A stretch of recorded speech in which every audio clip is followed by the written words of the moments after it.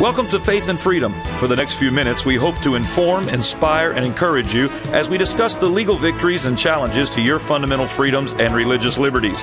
Faith and Freedom comes to you from Liberty Counsel, a civil liberties education and legal defense organization. Join us now as Matt Staver, the President and General Counsel of Liberty Counsel, explains the latest legal issues all across this country in the courtrooms of America. Liberty Counsel is winning the battle for your constitutional freedoms. Justice Antonin Scalia slams the United States Supreme Court for inventing a living constitution, a so-called right to an abortion. I am Matt Staver, founder and chairman of Liberty Counsel and dean of Liberty University School of Law. Joining me is Matt Barber, director of cultural affairs for Liberty Counsel and associate dean for the law school. Well, Justice Scalia recently spoke at a law school in Virginia, and he slammed the modern judiciary, particularly the High Court, for using the idea of a so-called living constitution to invent new rules and meanings that have led to a, quote, right, close quote, to abortion and also decriminalized homosexual conduct. Scalia made his remarks recently during a University of Richmond luncheon entitled Do Words Matter? The event was covered by the Associated Press. This is, I think, one of the biggest threats to our republic system of government, with the division of powers between the judiciary, the executive, and the legislative branch, and that is judges using their own ideology to create a living constitution and make the Constitution anything that they desire to do. Yeah, one of the first people to warn against this interpretation of the Constitution was Thomas Jefferson. He was the first anti-judicial activist. He opposed this type of interpretation that says the Constitution is whatever the judges say the Constitution is. And of course, Matt, if that's what the Constitution is, then the Constitution is nothing at all. It's just whoever is in control, whoever is in power. That living, breathing model ends up in tyranny, and that judicial tyranny, and that's what we've seen to a large part from those who hold this living, breathing interpretation of the Constitution. Thomas Jefferson said no. Under that view, the Constitution is a malleable document that can really say whatever we want it to say. The originalist interpretation of the Constitution is the one that our founding fathers believed in. That's the one that was intended. Well, this is what Scalia said. He said that the idea that judges can make up words and ignore the original meaning of legal language and laws and constitutions, ultimately, he commented upon this. He says, this attitude allows, quote, 5 out of 9 hotshot lawyers to run the country, close quote. I'd never quite heard it like that, but this is coming from a justice who's one of those 9 justices that he's talking about, 9 of those so-called hotshot lawyers. But it's really true when you think about it. When they ignore the original meaning of the constitutions and the laws that are put before them, it does allow 5 hotshot lawyers to literally run the country. That's contrary to the intent of this system, and it'll ultimately, as Jefferson pointed out, undermine the entire system. Yeah, Justice Scalia has a way with words. He is certainly one of the most intelligent of the 9 U.S. Supreme and most articulate of our Supreme Court justices. But Matt, encompassed within this is this idea that judges can also look to international law. And I know Justice Scalia has railed against that idea as well, which really cedes United States sovereignty to other countries.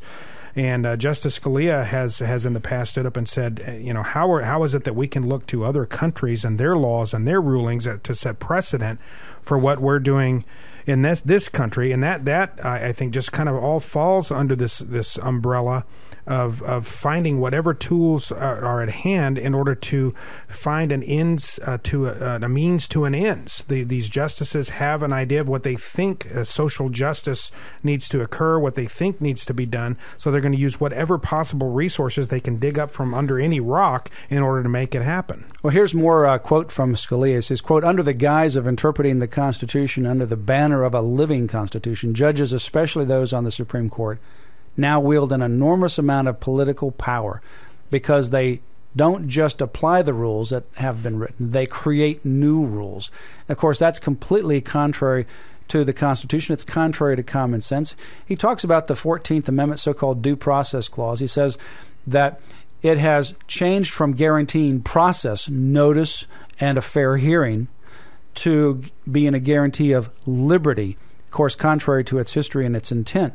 He says, quote, "But some of the liberties the Supreme Court has found to be protected by that word, liberty, nobody thought constituted a liberty when the 14th Amendment was adopted. Homosexual sodomy, it was criminal in all states. Abortion, it was criminal in all states," he said.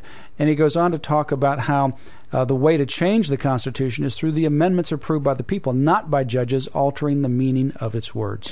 Yeah, again, this is that living, breathing idea that got us, for instance, out of Massachusetts, the notion for the first time ever of so-called same-sex marriage. As Justice Scalia points out, homosexual conduct was, the sin that dare not speak its name. It was considered a crime against nature, yet somehow now Judge Von Walker out in California, using this living, breathing interpretation of the Constitution, have somehow divined out of thin air a constitutional right to engage in the very behaviors and have not only engage in those behaviors, but to have the government recognize and honor those behaviors under some kind of constitutional right to sodomy. That turns logic and reason and original intent on its head. Speaking about that, and we'll do a program on this on another day, the panel for the Ninth Circuit decision that will be argued pretty soon on the Proposition 8 case that Judge Von Walker decided. One of those is Judge Reinhart. Judge Reinhart is a former member of the American Civil Liberties Union, has an association with the ACLU, or his wife did, and one of the two. But anyway, he's got an association with them. He is the most liberal judge on the Federal Court of Appeals in all of America. He is the most reversed judge by the U.S. Supreme Court on any federal court of appeals in all of America. It's a foregone conclusion what he's going to do. He's going to divine some right to same-sex marriage. We'll talk about that on another day. But that's the problem. When you have a judge like that and you know exactly where he's going to go because of his ideology, Justice Scalia said that we need to abide by the original doctrine of the originalist doctrine, and it makes common sense. If the people deliberate over a constitution and people adopt it the way it's written, then we ought to be able to expect judges to abide by it. If you and I enter into a contract for a sale of anything, a house, a car, whatever it might be, and you and I wrestle over the words, we change the words so that you and I are on the same page, and we ultimately, at the end of the day, we sign the contract and we ink a deal, then a year later, I don't expect you to just simply reinterpret it, nor do you expect me to just simply ignore the language. Those are words that have meaning. The Constitution has meaning, and we must respect it. Well, Chief Justice Charles Evans Hughes, who served from the 1930s to the early 1940s, said in 1907, Matt, he said that, quote, "We are under a constitution, but the constitution is what the judges say it is." Using your analogy of a contract here, imagine if one of the parties bound by the contract said, well, we have a contract here, but the contract is what I say it is. That's an exact well, what would happen in that situation? I wouldn't deal with you again. You wouldn't deal with me again if I was the one that reneged. And if that's the way it generally was, that you could simply unilaterally change the meaning of words simply because they're old, then nobody would enter into dealings. Nobody would invest their life savings or commit to future payments or commit to something. They simply wouldn't do it. It's the same thing with the Constitution. When the Constitution was enacted, we wrestled over the words. I mean, if you look at the early debates of the Constitution, after we came through the Revolution, they got together. They looked at other forms of constitutions and laws. None of them were suitable to their instance, to their circumstance. It started to fall apart. They ended up having Benjamin Franklin stand up and implore them to pray. They went to a 3-day prayer meeting, came back, and 6 weeks later, after deliberating, wrestling over these terms, they ultimately adopted the Constitution to the United States and put it out for ratification to the people. They spent time wrestling with these words, and one judge in the privacy of his or her own chamber doesn't have the right to just simply pin something completely different. The fact of the matter is, those who recognize a living model of the Constitution view the Constitution as an encumbrance, something to get around. Those with an originalist intent view the Constitution as something that we can work in harmony with. That's right, and if at the end of the day you don't like the result, well, it's up to the people to change it. It's not up to the judge. Go to Liberty Counsel's website, lc.org. Liberty Counsel is committed to having interpretations according to the Constitution or the statute that we're involved with. That's what Liberty Counsel is about.